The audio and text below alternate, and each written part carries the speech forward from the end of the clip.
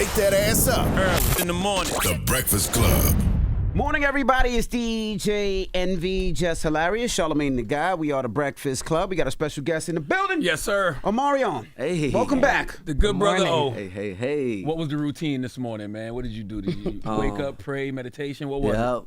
Little moment to myself, you know what I'm saying? Shower up, get fresh, say my affirmations, put on my oud. I'm here. What was your intention for the day? To just have a good time, you know what I'm saying? Not put too much on it, you know what I'm saying? You are known as the Zen King. Like, yo, how do you stay so tranquil, like so zenful through everything? Like, you don't let nothing bother you, yo. I done came at you so many times. So many people, like, yo, you let, no, this man He said, yeah. Lets nothing get to him. I'm trying to get to that. I'm intentional. Yeah. I'm intentional. And also, I don't take things personal. Yeah. You know what I'm saying? The wild thing is, Omarion, I just looked it up. Omarion is 40 years old. Crazy. Yes. We've been seeing him grow up. He's still, I don't know if it's something. Like, damn, Omarion 40, I ain't think, you still got baby hair. That's what I'm saying. He's 40? Yes. That's good. That's a blessing. It is. Absolutely. So people still look at you as a young, I can't say teen, but a young 20-year-old, because that's what you look like. Yeah, well, I mean, it does confuse people sometimes. But I think I made it to Unk status at this point in time. Yeah. You ain't Unk yet. Not with baby hair. Some YNs be like Unk. You know, like, Yeah, you can't be Unk with baby hair, Omarion. Nah. No. The Millennium Tour is back. Yes. I'm super excited about it. We play the Barclays on the 21st. So if you ain't got your ticket, definitely pop out. It's a moment. It's a moment. What keeps you doing all this? That all he is like. What keeps you doing this? He's still doing flips and dancing. Like, yo, like. What? You twist your ankle, it's going to take a long time to heal. Right. No, actually, I have a routine of making sure that I, stay energized. I'm a performer, so it's important that I take care of my body. But the Millennium Tour, is a series concert that has brought nostalgic literally back on the planet. My era and my time, I'm so happy to been a part of it because, it brings you back to a memory and creates a new memory at the same time. So I'm excited. Yeah, we keeping it going. We keeping that energy going. Yeah. Can I ask you what 40 felt like? I remember how I felt when I turned 40. Yeah. Where were you? What were you doing? How did it feel? Because to me, it felt like I really entered a new dimension when I turned 40. Yeah, so I usually don't do anything for myself, and shout out to Janine, who helped me put together my birthday party. But I had a birthday party in Malibu, and it was such an amazing gathering. All of my friends came out, my family. So I did something for myself, which was throw a party. It was a lot of beautiful people in the building. So that's what I did for my birthday. Did you feel like yourself going into a different level of consciousness? For sure. A different level of maturity, a certain level of expectation for myself, the things that I'm creating now. Why am I still doing it? I definitely feel like I've arrived because, I'm one of the few entertainers that has grown up in the public eye. So growing up has, been a challenge at some times in my career, you know what I mean? So I finally feel like I've arrived to that place where, I can have a say-so and people understand it and respect it. So. Now, how do y'all figure out who closes the Millennium Tour? Like, who closes that show? I know, You got so many artists on there, Right. And you're one of the originators on that tour. So who Yes. closes the Millennium Tour? Well, it is a co-headline, myself, Trey, and Bao. So it's kind of meant to be like a festival vibe, Any real performing artist will tell you sometimes it's not best to close the show because, the energy is drained. You kind of want to go maybe second before, the last. So for me, I don't really trip off of that. But yeah, that's how we decide between us and the promoters. So how do you headline? So is it like you do two, then you jump and do two, then Trey jumps in and do two, and then exactly. Maybe Trey will close, and then me and Bao will swap in between. Him going last before Trey, or me be going last before Trey. Okay. So yeah. So I know before the Millennium Tour, it was B2K. Why not B2K this run? Well, this one was kind of more so framed for this class. Gotcha. All the if you look at the who's on there now, it's a lot of non-millennium, artists. You know what I'm saying? Like, I think it's so cool that Boosie's gonna be on there. You know what I mean? Yeah, Applies. I think we're gonna get some special guests as well. Yeah, so, Bobby V, Pleasure P. Exactly. Okay. The whole vibe. So it's kind of, I would say, a little bit different than like the previous years. So yeah, that's how. That's So how it's are we happening. getting all the O, like the Yeah, we that getting whole the album was classics. no skip. We for getting me. the classics. So we getting that. Yeah, we Okay. getting the classics. It's actually my 20th year anniversary of being a solo artist. Got you. Yeah. Are we getting that old? Crazy. Time is flying. That Time is is flying. wild. Yeah, so yeah, we getting the classics, and also I'll be introducing some new music. You know what I mean? I got some new music, some new slaps I'm gonna be performing as well. So You said something that was interesting. You said growing up for you was a challenge. Why was growing up a challenge? Did you mean personally or professionally? Like, both, okay. all. Just because, when you're young and people see you're young and you don't change much, you know what I mean? Like physically. Yeah. Because I take care of myself. Absolutely. People tend to just, put you where they thought that you were. You know what I'm saying? So yeah, it's been a challenge in that way, and then also in business, just really being able to like have a say so, and then not just be like, okay, well, you're a kid. You know what I mean? Any child stars will tell you, having a foot in control in their business is a struggle when you start young. When did that change? Like, when did people start saying, okay, this is Omarion, the grown man, not the kid from B2K? I think once I really started taking full responsibility for my independence, trying different things, I think that, when you're in the industry for a long time, it is peaks and valleys. You're not going to have 10 hot moments. You know what I'm saying? You might have a down moment. You might have a transitional moment. I think that it's okay, when you're finding your way. And I feel like after my last couple of projects, just supporting myself, being independent, like I started to feel like, okay, now I have control of my career. Oh, I want to put this out. Okay, maybe I should put it out this way. Maybe I should do things differently. I grew into that. So I'm like very proud of that. Because a lot of artists don't get the chance to do that. That's true. And nobody talks about that, right? Like, nobody talks about when you're red hot and then there's an icebox where your career used to be. You know what I mean? Like seriously. I don't feel like you've ever been through that because you were always on the road. Yeah, and I've been gifted, with the talent to be able to do many things. Like 2 years ago, I believe the last time we spoke, I was promoting my book. So there's always something for me to do. Something new that I just did that's really exciting is a show called The Wild Rose with All Black. So I'm going to be, hitting your TVs in 2026. I play an assassin, so it's something different.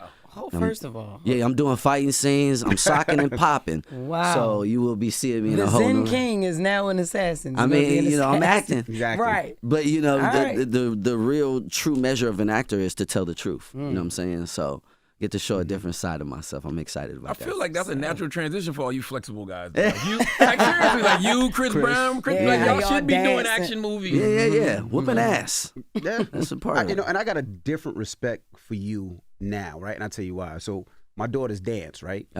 And the amount of, I would say, pressure they have when they dance, but also the amount of time it takes to practice. Yeah. Like I never thought about it. And then when they go to these competitions, they dance and everything. They do ballet, hip hop, jazz, whatever it takes. And I'm like, Jesus Christ, the fact that Omarion has to do that and sing and not tough. worry about and not lose breath and remember the steps. Yeah. Growing up, how often did you dance? Like how every day.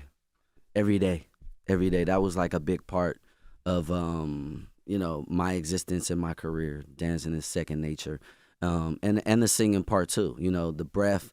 Really, being able to know like, okay, this is a live performance. Maybe I shouldn't do the routine right here. I've definitely have grown in that space. Even boys, I don't see too many boys, young boys or men dancing. Yeah. Like you see, Not like for it used to be, every not like 1,000 them. girls, you see two boys. Yep. Yeah. Because I guess it's a thing. Oh, no boy wants to dance, but It's crazy because it's a whole language, especially when it comes to women. When you learn how to lead women in dance, you know how to lead them in real life. So do you have your children in dance? Do you have your boys dance? Oh, they dance. Yeah. Oh yeah, my daughter's in gymnastics. My son, he more so like he's a little too cool for it. I was the same way early on, but yeah, he still can he still can dance. So that's how you be seducing women. You be like, let me show you some moves. You Yeah. know, that's what you do. No, I start at the mind first. I start with the mind first, and then you know, then I get into dance moves. When did you first start learning to dance? I had my first dance recital at either 3 or 5. Wow. Yeah. So, and it was tap dance. So I've been dancing my whole life. So they always knew that you was gonna be an entertainer. Yeah. Wow. Yeah, very much so. And with the dance world so big, you never thought about doing something in dance? Like, you know how they have America's Got Talent and all these different challenges and all these different shows. You never thought about creating your own because you're one of hip hop's dancers? Yeah, no, I definitely And especially wanna do. seeing old girl at the Olympics and what people thought hip hop breakdancing was. Right. Damn, I was mad at that. Yeah. I was mad at that. But yeah, I want to open up some dance studios. I believe I've been talking about it for years, but just, you know, really waiting for the opportunity to create a creative space for kids, because that's how I grew up. You know, I went to the Boys and Girls Club. It was always stuff to do, you know. So I definitely gonna do either a TV show or open up a facility for sure. For sure. Now going back to Wild Rose, right? Because you also executive produce, like you producing that too. What was the process of like getting into that role? Because playing an assassin, that just don't come natural to you. Or have you killed niggas before? Like, you know, I don't know. You know, what was that process like? So that process was deep. You know, I definitely had an assistance with my acting coach. And, you know, I really started diving into who is this person? Who is Rose? You know, he has 27 bodies. So he does have a lot of psychological and emotional issues, and how it pertained to, you know, this particular scene. Or, you know, at one point in time, we revealed that my family is no longer with me. That's something that brings him anxiety. He's actually a righteous kill. Sometimes, you know, he gets in trouble with his agency, which is called Civil. By the way, Vanessa E. Williams plays my mom. Okay. Wow. And I also want to talk about my boy. Yeah, Alan Payne. Oh, wow. My boy Alan Payne plays my father, you know, in it. Wow. So I'm surrounded by great, incredible actors. Yeah. But yeah, I did my due diligence, and also I really wanted to bring the character to life, because he struggles with, I think, a lot of things that a lot of men go through, and that is wanting to have a foundational relationship with their family. You know what I mean? It's obviously tumultuous because I'm an assassin. Yeah. But I show that journey. I end up bodyguarding for this very famous singer named Symantha. Shout out to Casey Gardner, a new actress that's going to be on the scene. And shout out to Deja LeRae. But it's going to be something to watch. Yeah. So look for that. All Black 2026. Yeah, that's got to be tough, though, when you are a person who practices mindfulness the way you do. Yeah. To get into a person who's dealing with so much trauma. It is. How did you get out of character? I made certain tics, you know, for the character, and I also, you know, lend myself to it. So it was never in a negative way. You know, there are certain scenes where, you know, I without giving away too much of the story, there's certain scenes where I had to like really dig deep beyond myself and do the research. Like, you know, how would I feel if I killed someone? You know, what would I feel? You know, and because I've, you know, stitched out the character so well, I'm able to kind of say, okay, this is the difference between me and him. You know, now I can take him off and I can be myself. So little stuff like that, my wardrobe, the way I looked differently. So, do you have boundaries for as far as how far you'll go as an actor? Like how deep you'll go? I haven't found any yet. I haven't found any yet. I think the only maybe challenge would be like cutting my hair.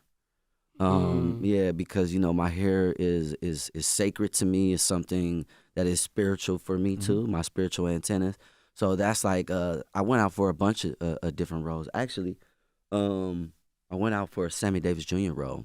Oh, you had to cut your hair for that. That was a conversation. That was a tough one. Just because I feel like, to a degree, you know, you don't want to lose yourself in certain characters. You know, you playing a character for 3 months, it really does become who you are. So I'm very mindful that that's probably my only challenge. But there's wigs. There's wigs. You know, I don't think you can put all that under a wig. That's a lot. No, you can. You can wrap this thing up. Well, and yeah. you feel me? Pat it down. There's some real professionals in this game. Trust me. Yo, that's interesting, man, because I wonder what's more important nowadays, your personal or your professional. Because it's only, like you said, it's only 3 months. Yeah. But then I got to live the rest of my life. And I'm Exactly. the one that got to deal with this. Exactly. Is it worth it? I don't know. You know, I think for some people it depends on the check. You know, and for a person like me, I think it depends on the story. It depends on where I am, and if I really do feel like it is my duty as an actor to tell this story. So I think it's some factors, you know what I mean? But I'm very like connected with myself spiritually, and my hair is an identity, you know, for myself. So What's the spiritual connection with your hair? just your antennas, you know. I think when you see people that grow hair, you know that it takes time. Anytime you see any elders that have long hair, you know, you respect them automatically because you know it's a process. And also I come from a hair family, so you know having healthy hair has always been just, you know, mandatory. So you look down on bald people? Nah. I was gonna say, come on, He oh, got No. That was just saying I have no 'Cause I'm- antennas? What No, do you no, mean? no, No no. antenna. because I am Nah. follically challenged, so Wait a don't minute. do none of this. Wow. Uncle Hill up here. Come on. No. You There's know, wise bald people. there is. No, actually, it's certain bald people you just don't want to mess with. You know what I'm saying? So it's respect. Yeah. For sure. Now, I want to get into R&B music. What's your thoughts on R&B music now, right? Growing up, there was always R&B groups, right? Yeah. Whether it was White or Black, whether it's New Edition or Pretty Ricky or B2K or Yeah. whoever it may be, Boys to Men. You don't see that now. Yeah. Why is that, and why do you think that is? And what's your thoughts on R&B music today? I think that R&B music is an ever evolving, changing, you know, just like all genres of music, you know, country coming back. I feel like it goes through a type of evolution. I think R&B is definitely rearing its head back in the sentimental and expressive way that we talk about our emotions. You know, that's why I loved R&B. I loved R&B because, you know, there was this sentiment that, you know, if it was your icebox, you know, representing your heart, these metaphors that kind of allow men to express themselves.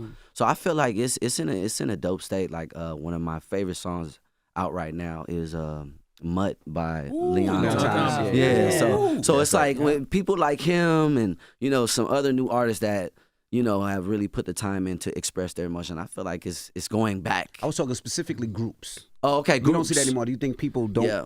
want to put the time and energy and effort into it anymore? They want a quick turnaround? No, I think that's a factor, and I also feel like I don't know if there's. I haven't seen a lot of people band together outside of like hip hop and gangs. You know what I'm saying? Like it's not. I'm pretty sure there's some out there, but not at the forefront yet. And I feel like that time, you know, maybe within a year or two, we'll probably see some really dope groups. But it's just like I think everybody also to have the expectation that at some point in time they'll break up. You know, so I think that there is a brotherhood, a type of brotherhood you'll have to kind of display. And that does take a lot of time, right? I mean, like even, like, because what you can do solo, it would take, 10 times longer to do it with a group? Because that's like one band, one sound. Y'all have to get on one accord. You have Exactly. to all be aligned, Exactly. harmonization, you know, all of that. So that it took a lot of time It did. with making music with B2K as opposed to doing it yourself. Yeah. Okay. Yeah.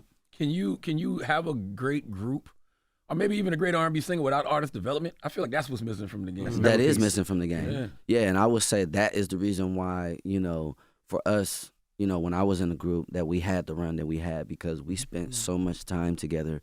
We had one common goal, you know, we were focused on one thing. And it's so hard, you know, after success to kind of keep that path. So it is a little bit more difficult unless it's like family, but even family, you know, family fight too. You know what I mean? So, yeah, I think it is, you know, about developing something. And I would love to do that in the future. You know, if I ever had an opportunity to, you know, bring a group to the forefront, you know what I mean?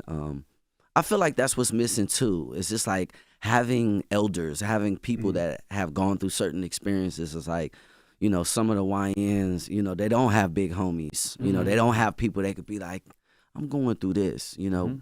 what do you think?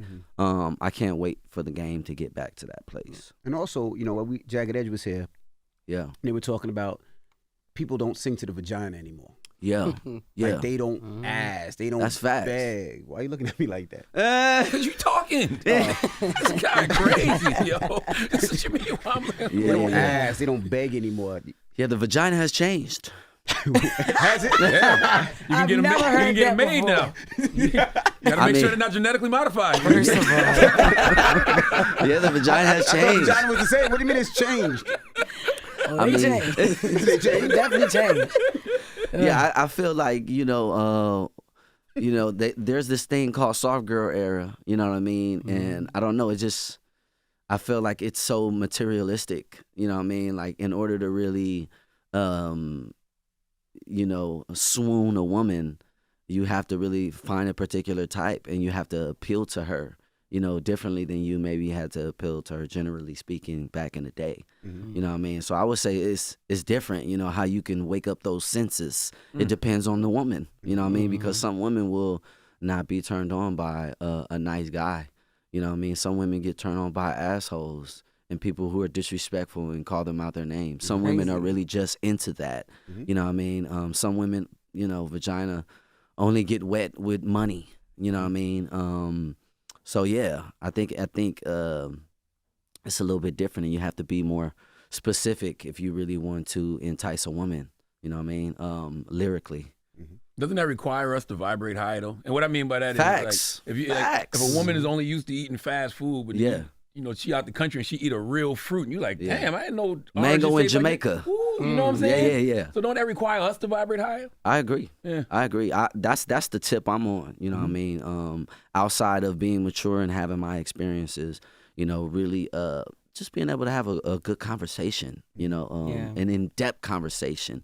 Somebody asked me the other day, like, what are some of the questions that I ask on, a first gathering? I don't call them dates. You know what I mean? Gathering? Yeah, First gathering? Yeah, Okay, gathering. why do you call it a first gathering? Because I think a date carries a certain level of expectation, whether that be a place or whether that be a price budget. You know what I mean? I think a gathering kind of keeps it on a very just non-assuming, low-level expectation. And really, when you're getting to know somebody, you don't need much. You just need conversation and great questions, you know what I'm saying, and nice ambiance.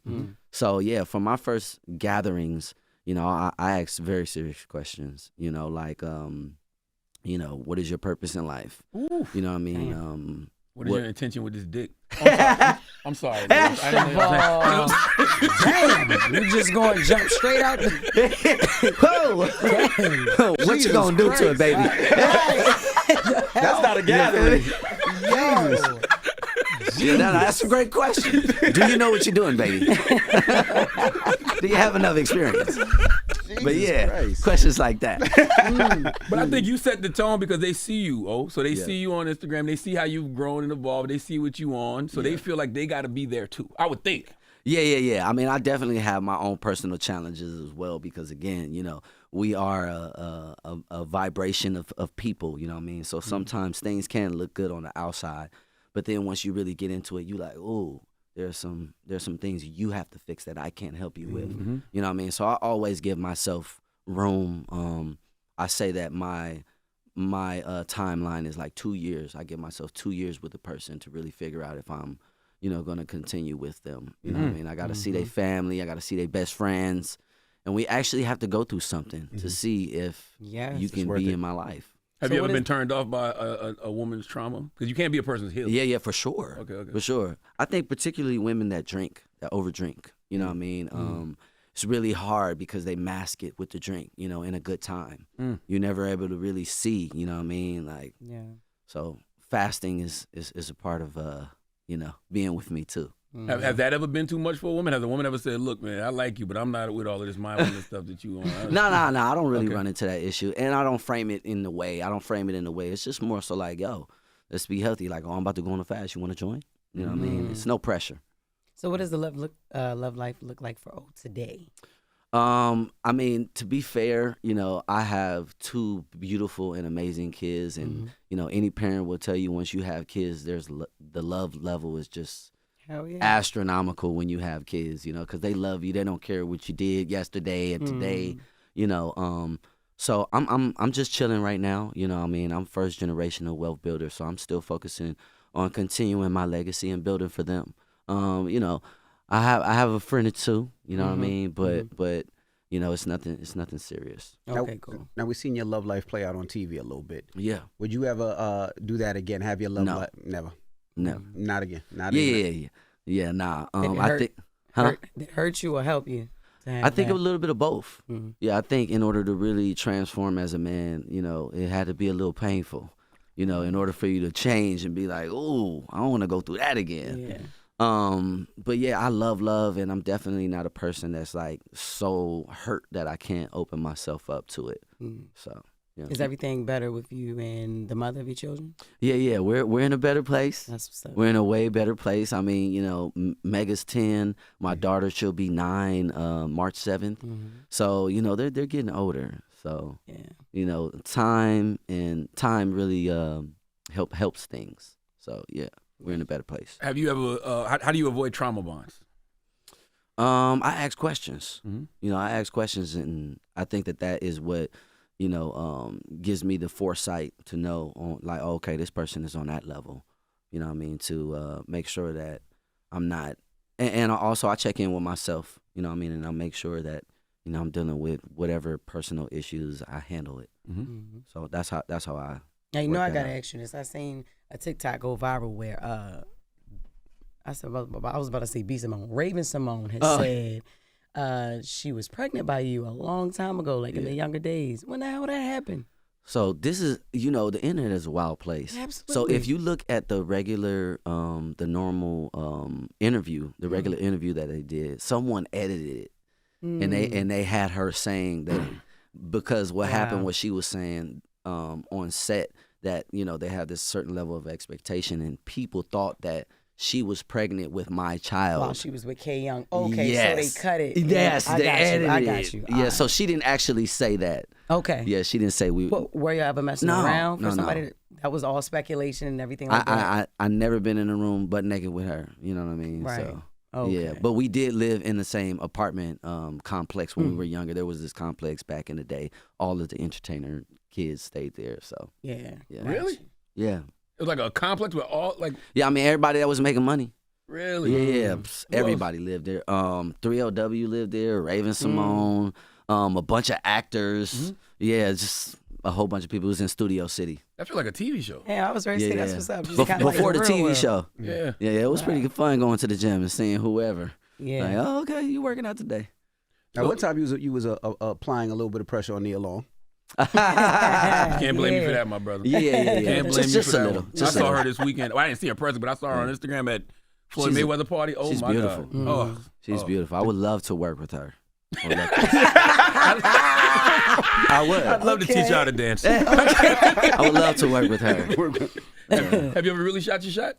No. Actually, after that moment, we were at like a party, and she was occupied. So yeah, no, I didn't get the chance to look at her in her eye. We're both Scorpio, so I'm not sure what the energy would be like, but yeah, she's once y'all catch that eye contact, yeah, no, she's a beautiful woman. And then, you know, also I don't know how young her son is, but yeah, I don't know how young she goes. I don't know how exciting she wants her life to be. That's you know Nia Long. You know, she's Still still shooting that shot. I don't know how exciting she wants her life to be right now. Like 55, maybe 51. I don't think she that. I don't know who Nia Long is. Now I gotta go look it up. Yeah. Now I gotta look it up. But yeah, you know, I'm not afraid to learn. So. Yeah. What is your? You got so many lines. He got so got lines for Yes, he every do. age bracket. She 54, but yeah. 54. That's not even old. Yeah. Yeah. They ain't too old for you, 54? Nah. Not when it's Nia Long. Not when it's Nia Long. Because I know some other 54s that Yeah, would that you be "Oh, like, Jesus. Yeah, I said my age cutoff would be like 47. You know what I mean? But a young 50, a young 55, yeah, I would definitely, you know what I mean, have a gathering or two. They all killing the young girls, by the way. Facts. The Nia Long, the Sanaa Lathan, Yes. the Angela Bassett's of the world. They killing the young That's girls. facts. That's facts. I would love to, you know, get into their mental state. You know what I mean? Because they are women that kind of stay away and they only pop out when it's time to. So So I would love to like have a conversation and see where their mind are. But you know they only accept in honesty. They ain't for sure. They're older. They don't got time for the BS. And that's what I love. I lead with that. You know what I mean? That, you know, being a young man and leading with honesty is like a double-edged sword because, you know, some younger people are just not prepared for that. You know what I mean? But older women, they don't care. They don't care about that. So that's why you like that Leon Thomas record. Because he's being so honest. he is. Have you ever had to say that to somebody? Just let them know straight up, like, look, I'm not trying to settle down. I wouldn't frame it like that, like I'm a dog, I'm a mutt. But I definitely. Anytime I'm, you know, involved with a woman, I let them know. You know, I'm not a traditional man. I'm not someone who subscribes to specific titles. You know what I'm saying? I like to create what I want to call whatever it is that we make. So yeah. Do you say grand rising or good morning? I say the rise is grand. You feel me? Go that way. The rise is grand, baby. Hey, yo. Okay, so what is your relationship, going back, what is your relationship now with B2K? With the other three? Because it's technically not B2K anymore, is it? I mean, I always will honor, you know, my group, my foundation, and you know, where I come from. As far as personally, you know, we don't really have a relationship. But none of them. Not really. You know, I will say that Boog did come to one of my shows and we chopped it up. You know, so there'll always be a type of love there. You know, we grew up together and you know, we did something in all of our lives that no one in our lives did. You know what I mean? So I think that there's always an honor system there. You know, not to speak negatively ever, and to just be like, yeah, you know, that was that. Did you guys know each other before the group started, or you guys were brought together as the group? We were brought together as the group. Yeah. The first time I met them, it was at a New Year's Eve party, and they performed, and I performed, and it was like, you want to be the lead singer? And I was like, yeah. Dope. So yeah. Yeah. And what about you and Marcus Houston? Are y'all close or no? Okay. Got you. Yeah. I don't know why we thought y'all was real brothers. That was Yeah, always at the real one thing. You know, that was our right? thing. That was our thing back then. You know what I mean? Anybody that was a part of the camp was fam. You know, that's like, oh, that's my cousin. You know what I'm saying? But yeah, no real blood tie. You were one of the few people who probably experienced real celebrity, right? Because I don't feel like there's real celebrity no more. Everybody That's true. can be a celebrity now. That's true. Like y'all had to like run from crowds That's and you know, be ducked off in disguise. Like, how did that feel? And was it hard when you weren't feeling it anymore? Yeah, no, I felt like it was amazing. You know, it was amazing to, you know, look back on it. There was some times where, you know, I think Boog got hurt. He got lifted up into a crowd. It was like dangerous, you know what I mean? Because 5 little strong girls is stronger than the biggest man, you know what I mean? But looking back on that time and having it, you know, be a part of my experience as far as the organic, you know, energy between you and your fans was amazing. And when it changed not just for me, for everyone. You know, I think you still have a little bit of fandom still today, but it's viewed different. It's almost like, are you okay? Why are you screaming? Are you okay? You know, I still receive that love, you know, no matter where I'm at on the planet. People still come up to me and be like, wow, my childhood, can I take a picture with you?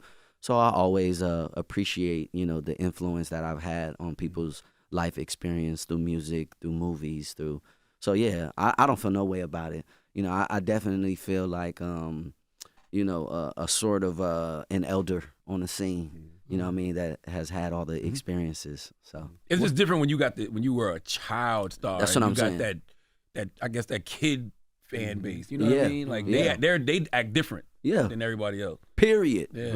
And those fans are still with me to today. I'm so thankful for those fans that stuck with me because we're able to put on the Millennium Tour. We're able to, you know, bring that nostalgia back on the planet, which, by the way, before the Millennium Tour, you know, that wasn't the show. That wasn't the, you know, the set list for, you know, all of these productions. You know what I mean? To have a little bit of nostalgia in your production, you know, is a great thing. Tell us the craziest story as a child, what Charlamagne was talking about, right? We always hear about the Michael Jackson story, people waiting in the airport for days, weeks. What was the craziest story that you remember as a child and fans going crazy? A girl being in our room before we got there. the security would have to like check the room. I always thought that was weird because nobody's supposed to be in there. Room? How would they? Girl sitting in there crouching down. As soon as we walk in, we like, oh, yeah. So it was a green room or like a? It was a green room, and then on my personal room, one of the workers just let themselves in, and I was like half asleep, and I woke up like, what are you doing? It was a girl. She was trying to gather, and she was like, hey.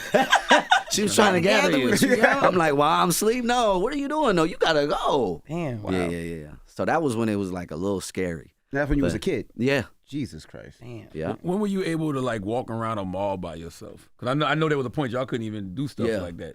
I don't know. I still can't don't. do that. Yeah. I still don't. Yeah. I mean, you're a star. I'm talking about like pandemonium riot.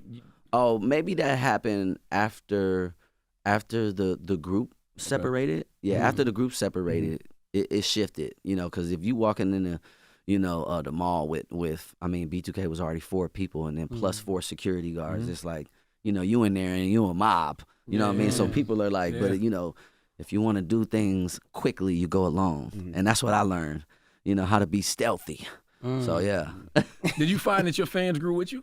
Yes. Okay. Yes, a lot of them. I mean, a lot of them still pop up to the shows and come to the meet and greets and everything. So yeah, yeah. Girls I grew up with from New York City, they know who they are. You know what I mean? Still come to my shows. They got kids, got work, all kind of stuff. So you ever bring any of the kids and they got baby hairs and long? Yeah, I say what's up to their kids. Yeah. Kids named after me. Yeah, named after you. Yeah, kids named after me and everything. Like. Yeah, it's a few kids out there named after Omarion. But do they look like Omarion? No. Could they be Omarion's kids for real? Oh no. Are they dancing at the meet and greets? That's what you're asking? Yeah. Yeah, no. Okay. No, I haven't met any of those yet, but I'm pretty sure that I've inspired some kids out there. You worked with a lot of legendary labels, Epic. You was with Young Money for a little bit, Maybach Music. What did you learn from each one of those experiences? That it's very important to make sure that you create the relationship that you want. And, like you said, I've dealt with so many different layers and levels of business people, at this particular time, me and my team, we only dealing with the head, pause. We're dealing with the top people, the people that are decision makers. So I think through all of that, being on Maybach, because they were working with Atlantic. They were, I won't say a subsidiary, but they did a deal together. Joint venture. Yeah, joint venture. That's what the word I was looking for. So yeah, just really dealing with the top people that's decision makers. That's the difference to today. Like when I'm doing business, I deal with the people that can move things. Do you feel like they realize the full potential of Omarion? Any of those labels? I don't think they care. I don't think it's in the business's nature to care. I think that a lot of people in the business are, just numbers. I think that there's a few executives that really care about the product, and they understand that in order to really make an intentional return, you got to be invested for real, not just on a financial level. You have to really know where the artist wants to take it. So that's been my experience. And you indie now, right? Yes. Shout out to Create. I'm about to drop some new music. Myself and MBK. You know what I'm saying? We just doing a collaborative with Create. So yeah. What about Bow Wow? You think you and Bow Wow ever do a joint album again? I'm not sure. I feel like if I'm gonna do any collaboration, whether it be rapper, singer, I feel like they have to have like current music out. You know what I'm saying? Music that and current music of the last maybe 3 years. You know what I'm saying? So yeah, if I'm gonna do a collaborative, it's gonna be like, okay, new music, we working on new vibes. Why is that? Just because you feel like, if you made music in the last 3 years, you actually care, you're active? Yeah, you're active. Okay. You know what I mean? Like you know what's, as far as producers, you know what I mean? Like what does that look like? And also, I feel like you have a better shot at putting something out. Like visuals. I think that today's artists, like there's so many things that you have to do in order to, really be visible. You know what I mean? So I would want someone that's not just visible, you know, on social media, but like in the music too. I feel like you and Leon will cook up some shit together. Oh yeah, that would be dope. That would be dope. And you did a You Got Served style cameo for JT. So Oh, how yeah, did yeah, that that come was about? dope. That was really dope. Yeah. How did that come dope. about? Yeah, so JT and their people hit me up and they was like, you know, we got this song, you know, and I felt like in a way it was also paying homage to Fat Man Scoop. You know what I'm Yeah. saying? Rest in peace. So yeah, it was cool. She asked me and I was just like, God, I got you. And she's such a sweetheart. Yeah. You know what I mean? So I thought that was really, really dope. And I wish more artists would pay homage to the generation before them, you know, because we're still relatively young, you know what I mean? The 80s babies. I saw a video and it was like all these kids that were born in 2000, they were saying that you're old if you're born in 2000. I'm like, huh? Yeah. I'm like, so it seems like being older stops at 30, which That's is crazy. Crazy. You know what I mean? So yeah, I would definitely love to continue to do things like that, work with, you know, some of the younger talent in the business. Yeah. Yeah. Have you ever reached out to Leon? Do anything? No, not yet, but we've crossed paths. All right. Yeah, we crossed paths. I love to see what he's doing, you know what I mean? Like he's actually a child star too. You know, he's Yeah. someone that started Yeah. very, very young. Yeah, So yep. to see where he's at today is just, it's awesome. I feel like that's, you know, it's very rare to see a lot of child stars continue on and continue to transform. And that's what I've always loved about music is you don't have to stop, or you don't have to essentially get old. You know, you can pick up a flute. You know, you can pick up an instrument. You can write. You can direct. You know, it's so much to do in our business. Child stars don't go crazy like they used to. Like there was a time when the child stars, like the ones from the 80s. It's some still all going went crazy, but yeah. For the most part, y'all keeping it together. Yeah. What do you think? What's the one thing you wish you knew when you first started your career? What 40-year-old Omarion? What would he tell 16-year-old Omarion? I think about life insurance policies, you know, trust, you know, just certain things that, you know, if you wanted to take a break, you could. You know what I'm saying? That's something that I feel like, you know, finances. I wish I would have, you know, been given that game earlier on. I felt like, you know, maybe I would move differently, you know, if I had that. But you know, everything is for a reason. So Yeah. Well, definitely check him out on tour, Millennium Tour 2025. Yeah. You're gonna be in New York. What's the date?